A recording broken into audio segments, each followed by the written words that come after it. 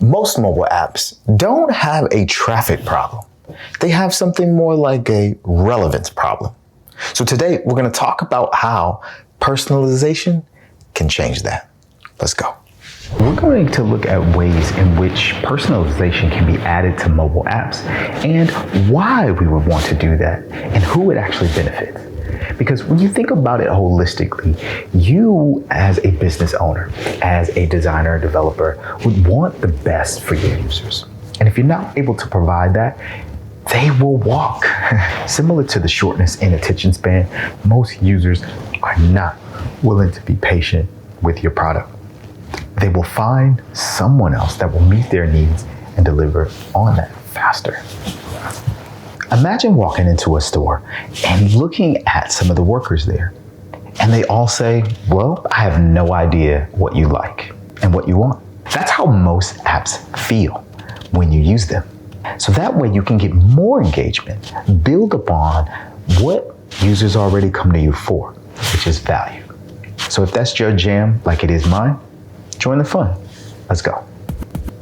Now, the benefits of personalization outweigh not including them. Think about the time where you caught a flight and you sat in your seat and you actually had a way to communicate what you liked and disliked. Maybe you liked the angle of your seat to recline maybe 3 to 4 degrees. Maybe you only like drama and you only liked ginger ale on your flights. If you were able to do that, and every time you got onto that flight, they served you, they catered to you, and they accommodated all your requests, you would feel like it was meant for you. You would, wouldn't you? That is the idea of personalization. Offering, catering, comforting your user to keep them engaged and coming back. There's some really good reasons and value as to why you're doing it. And if you're not, you should start today. I'm going to give you a couple of methods that you should use to include it into your app. Talk about the benefits of why you should and give you a clear step-by-step way to approach it, especially if you're new to app design or you're about to launch for your audience. Main point number 1, the reason you should add it is for engagement. But more importantly, you want to do it to allow users to find what they're looking for faster. In personalization, you've already done the legwork.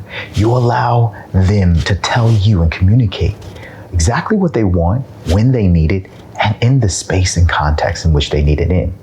That's one really good reason of why you should add it. Point number 2, and the main reason why user retention gets high with this is because users start to feel like the app is built for them. It caters to their needs, it accommodates what they want, what they see, and it specializes in surfacing up the exact same thing they're fighting for or they're looking for. And this is why they actually came to your app in the first place. So give it to them, serve it to them, and they will reward you tremendously. The third point is it will increase revenue. The reason you're doing that is because you offer smarter recommendations. You do it in a timely fashion or in the context in which they need them. And that inspires users to take action. And that's what you want. That's what keeps them grounded, keep them hooked, and keep them coming back for more. So give them what they're asking for. I mean, it's only right, right? Right. Now, it's funny to say that we can do everything. We can add everything the user wants. But let's scale back and say, let's do the main things. The way in which you see personalization happening in your application is in 3 cool and different ways. 1, you may see it in your home screen, how it may shift and adjust to how your settings are adjusted. It may show up in the way you want images, graphics, things on your home screen so that you don't have to navigate away from it. It comes directly to you how you want it to. The second way you might see it is in product or content recommendations. Let's say you're searching a blog site and you get there and you're looking strictly for automotive content. Well, instead of surfacing planes, maybe trains, or even music, you get shown only the content in which you want. That's personalization at its finest. You are looking for something and it gives you exactly what you're asking for. That's kind of like making a wish. Ask and you shall receive. And the third way it may show up is custom offers, onboarding, or even user flows. When you onboard in a normal setting, registration, and you move a user through the process, you might have a standard way to do it and one that's optimized for people who have contacted you or have been exposed to your content initially.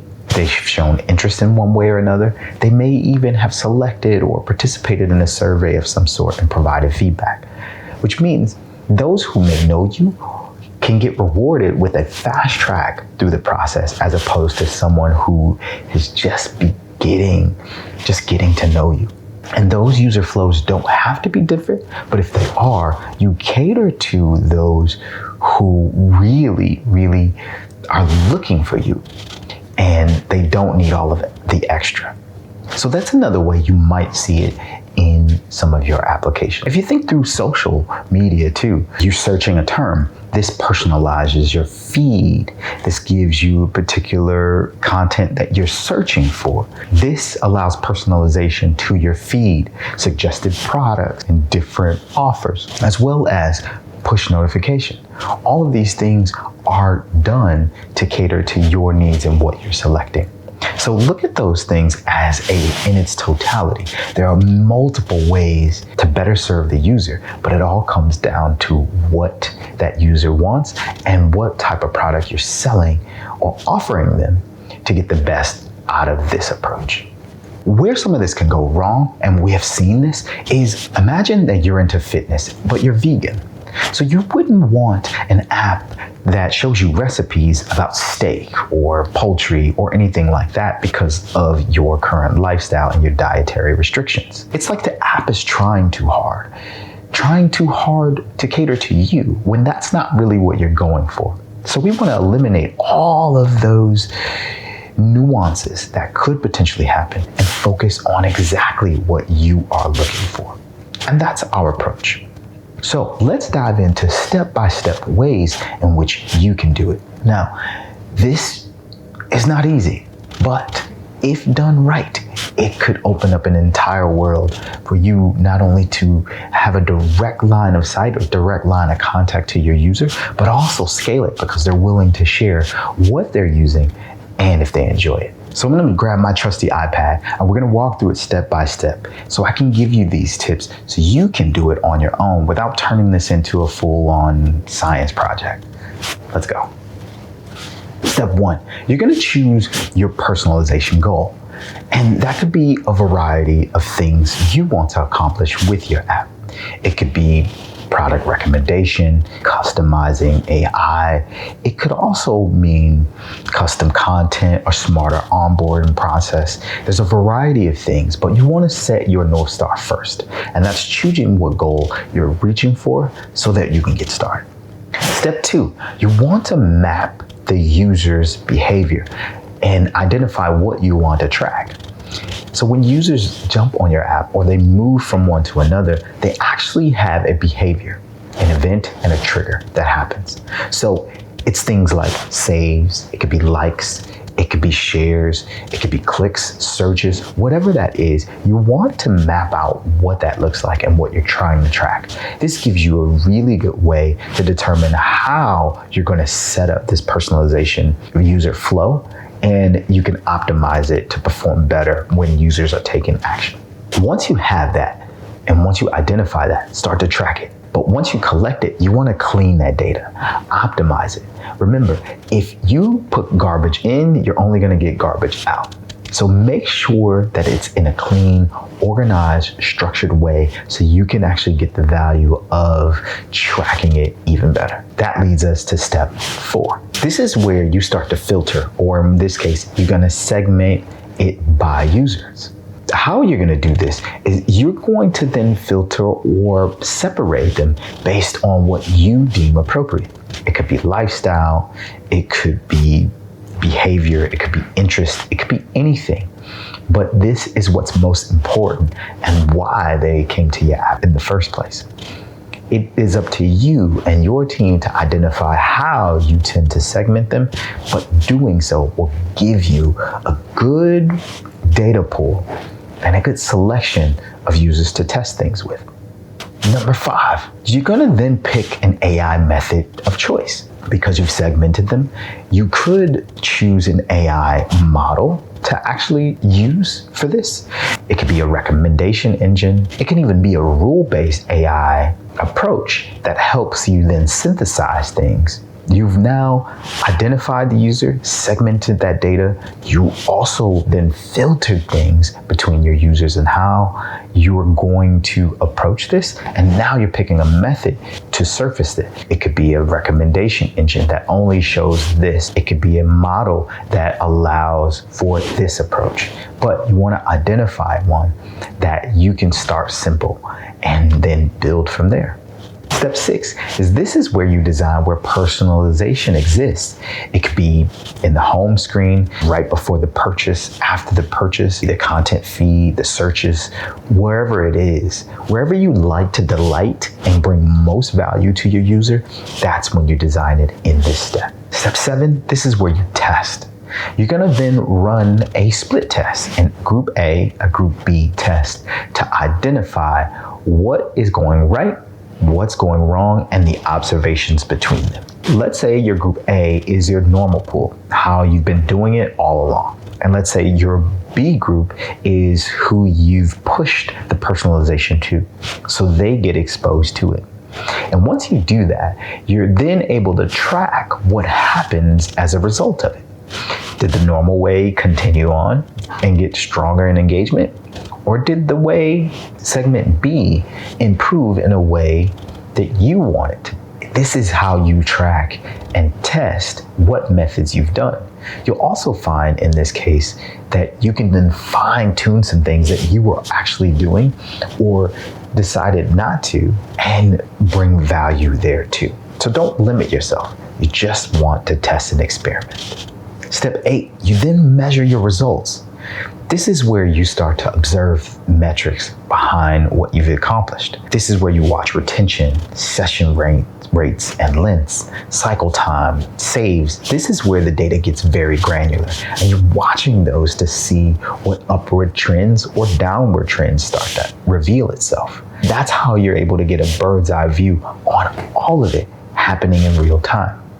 You've done the work, you've identified the users, you've identified the method, and you put it to the test. Now you're just tracking it. And for the last and final, you improve based on indicators. After you start to see those patterns and you start to see things shift, maybe you take a second approach and you tweak based on what you've learned. Maybe there's friction in the payment section where instead of putting your address, your mailing address for a digital product, maybe you eliminate that automatically and allow them to use their card or direct payment and fast track it for a digital product because you're not mailing them anything. It's things like that that help you optimize that flow. That's just one example, but there's so many more, and these steps will get you to that place. So we talked about personalization, why we want to do it. I've even walked you through step-by-step ways to do it. Now let's dive into why it matters. I mean, do I really need to? The benefits you will see from doing this is you're going to get high retention. People stay and use products that they value, that serves them, and are easy to use. That's going to be your next mobile app. You're also going to see better engagement. And this is where they start to interact more. They start to use it more often and frequently.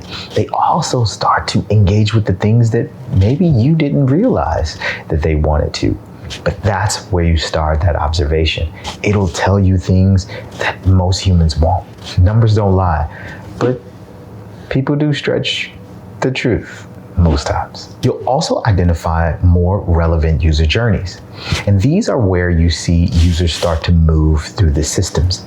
Maybe they come in from a PPC ad, or they're routed from your web app and download. How they move through your system is what is going to be critical, because you'll start to see where they drop off and churn happens, where they start to navigate through different areas in your application, and those interactions start to reveal itself.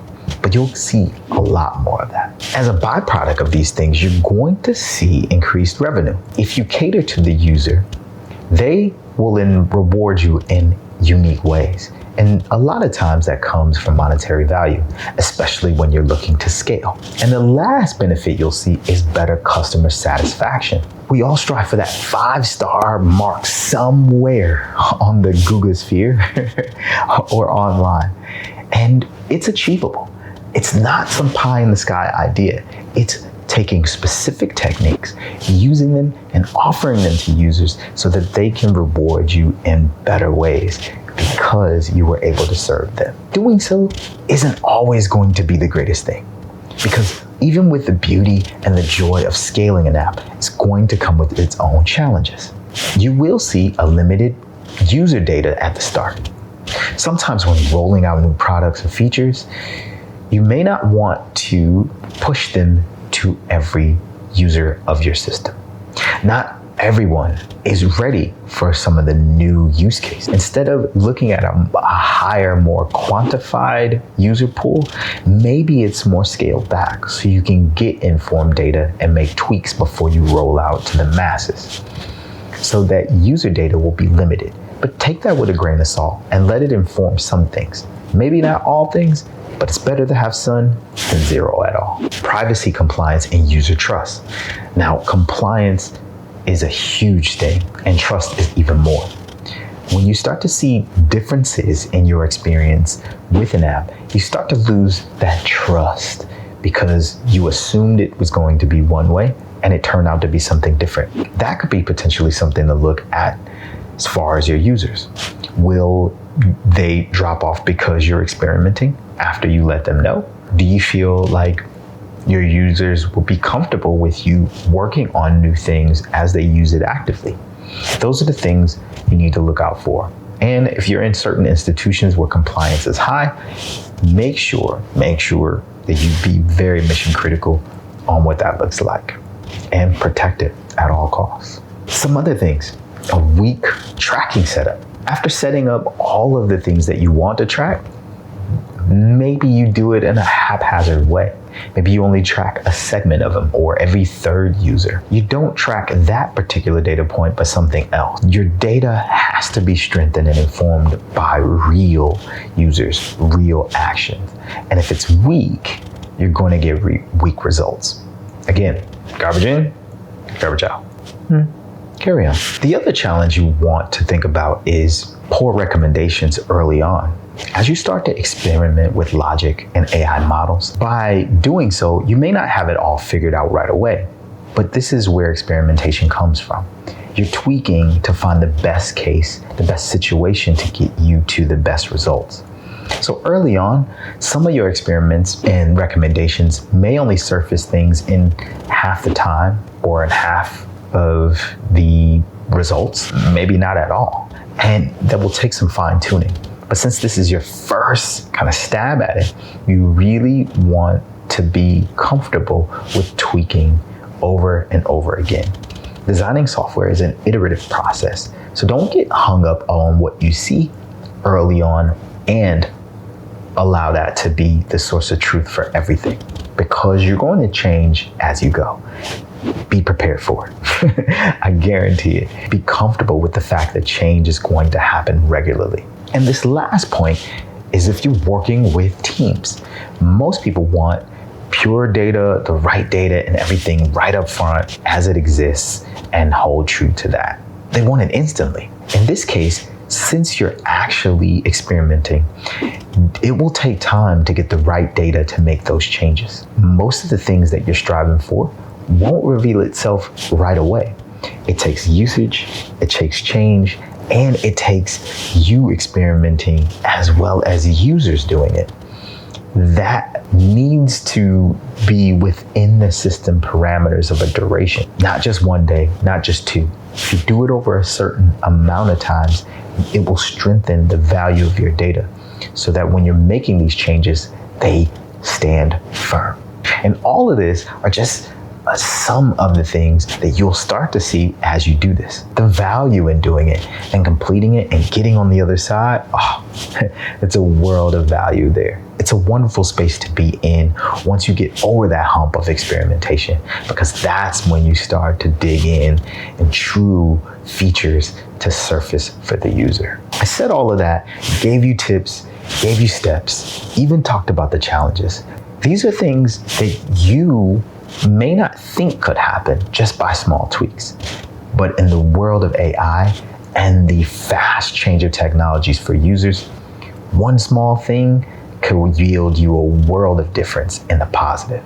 There you have it, all of the personalization you need and why you should be adding it to your mobile app. These are the things that will draw your users in and bring them closer to not only your product, your technology, but your entire mission for the brand.